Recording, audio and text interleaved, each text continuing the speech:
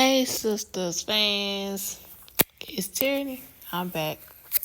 This is my review of season 7, episode 7. Um, I guess we'll talk about Danny first. Danny is really showing growth with her therapy sessions. Um, of course, she felt some type of way about Tony's. I think his name is Tony. Her guy she's dating. Yeah, Tony's kids ran in, saw her half dressed, I guess, and the fact that they had a conversation, she came to him. Well, actually, he came to her workstation, and she was kind of brushing him off, I guess. So I guess she had time to think and reflect. So she went to his office and had a conversation, and I appreciate that because she was able to say how she really felt, and he was able to respond, in a calm manner. And I think, the kid running in was caught her off guard. But like he said, that part of his life, like at least for like the next however many years till they turn 18, but even then, they'll still be around because they're his kids. So yeah, I'm proud of Danny for even, being calm about the situation and not blowing up at him. And, the fact that he said, "These are my kids. Just deal with it. You know what you got in. You know what you was doing, or knew what you was getting into when you got into this with me. So you gotta like it or love it, or move on." And I like the fact that Danny, you know, I guess she realized she did kind of go overboard, but the fact that they had a conversation that really made me proud of Danny. Next up, talk about Sabrina. Paige at work is a hot mess. She's definitely a micromanager. And micromanagers, in my opinion, they do too much. I mean, as long as someone is doing their job, that's all that matters. Or if they're not, then that's the issue. But you trying to critique every little thing Sabrina does, that's too much. And coach, I guess that because she wants to be the head manager, I guess, of the whole bank. So that's why she's like that, or she's doing that to Sabrina. But I don't know. But I think Paige just cool it. Another thing I didn't like about the whole Paige and Sabrina thing was at work, and she was saying she was gonna check Sabrina's drawer. Now I worked at fast food when I was in high school, and the only person that go into that drawer was the cashier on that shift, and or the manager. But if an employee was working like the drive through, they or the part of the drive through where they hand out the food, they could not handle the money in the drawers. Only the cashier in the front can do that. Only the cashier in the back drive through could do that. And this is fast food. But the fact that this is a bank and they're letting Paige do that, I mean, that's just ridiculous. I mean, because you already know she's trying to steal Sabrina with the whole management thing. She could take money from Sabrina's drawer to set her up. That's why they had that rule at the job I worked at in high school that you can't do that. Only the person that signs to their register on that shift can handle that register. Well, this being a bank, like that should know better than this. But like I said, I think this may be Paige's way of trying to set Sabrina up so she can get the manager position over Sabrina. Then we go to Sabrina and Rich. I guess it was still Sabrina's birthday, I guess. Or still her birthday. And he had, they was like at a little restaurant, I guess. And she brought up how she wants to freeze her eggs. And he's still not really with having children, but she is. But I feel like, Sabrina, move on. Cause he's made it clear that he does not want children. And she asked him if she has a child, will he be there? Something to that effect. And like the fact you have to ask this man that That should be a red flag. He doesn't want kids. Move on. I mean, he could be a great guy, but and I guess that her freezing her egg is her way of having assurance that she could still have children. But I mean, who wants to be a single parent or single mother? You know, and I don't. Since I've been dating for like 3-4 months, I don't think it's really to go that route and have a child without him. I don't really think he would be involved in the child's life.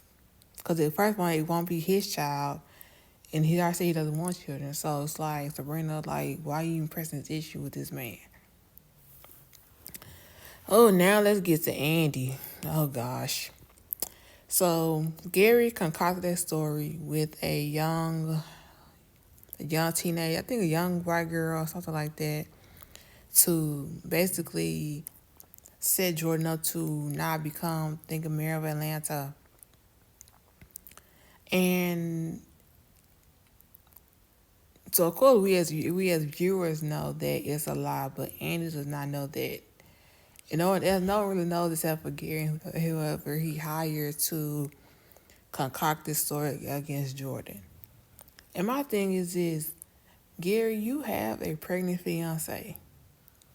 And according to Leslie from I think season 1 or 2, you have other women that you're dealing with. So why are you still trying to stick it to Andy?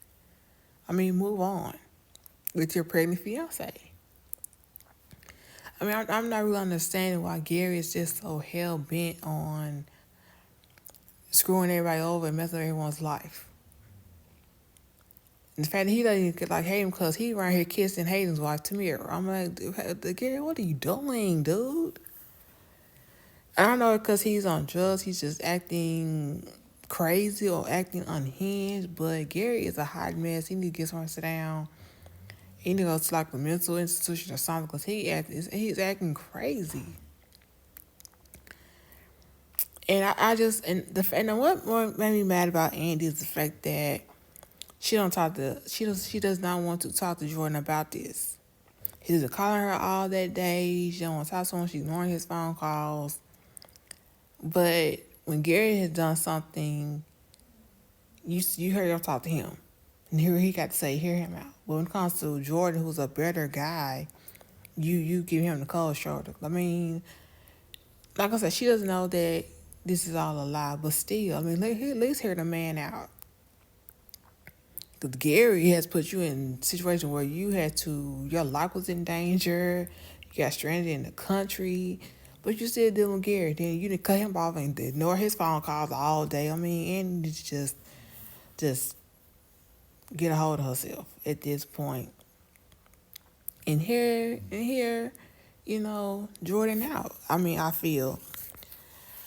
Um, even though Fatima said the same thing, so did Karen. Of course, Danny brought that up. Like, y'all on the same page, and it was like, too soon, Danny, too soon. But yeah, who's next? Fatima. Fatima got accepted into law school. So she doesn't really want to. Well, I don't want to say she doesn't want to be a mother or stepmom to Michael. Just she has her own path that she's finna start, and it's gonna take a lot of her time. Probably from Zach, probably from Michael, and so she'll basically have to just work, come home and study basically, and then go to class. So I'm like, Zach, you have to do better, man, because Fatima's going to be busy. And so I'm glad that, Zach found it and framed it for her. Which I kind of feel like Fatima would tell him, but the fact that he found out, cause I guess she printed it out and left it on her desk or something. But I'm glad to see that Zach is supportive.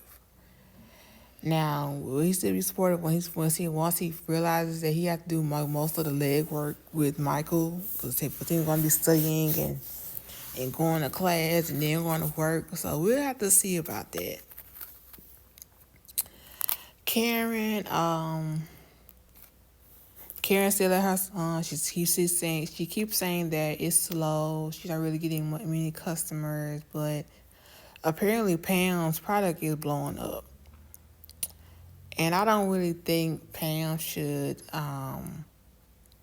be paying Karen because Pam is the assistant. So she basically gets paid off of, I guess, her job as the receptionist. So whatever Pam do outside of that is basically her money. So Pam doesn't really owe Karen anything a dime. Unless she try to sell it out of Karen's salon, then I guess Karen will get some type of cut out of that. But Karen basically cut her own throat with this whole money and lack of money that she's having with her business because Zach gave her money. She ripped that check up. Aaron said he was willing to help. She didn't want Aaron's help, so she was on her own. And Andy gave her wrote her a check. Her mom wrote her a check, but she still needs money. I'm like, Karen, what are you doing with all this money people are giving you? And we still don't know what happened to that $77,000 that Zach gave her. Cause like Karen is probably not a good manager of money. That's what it sounds like. That's what it appears to be. So yeah, this has been basically the gist of Sister season 7, episode 7. And as far as Gary and Tamara, Gary needs to just. No, Tamara was. Oh my gosh, Hayden needs to realize Gary is not his friend. He needs to just realize that and cut him loose because Gary. The fact that Gary is doing this to Andy and then doing this to Jordan, what makes Hayden think Gary won't turn on him once he get pissed at him? I mean, this is ridiculous. So y'all let me know what you think about this review of season 7, episode 7 of Sistas. Like, subscribe. I will catch you all in the next one.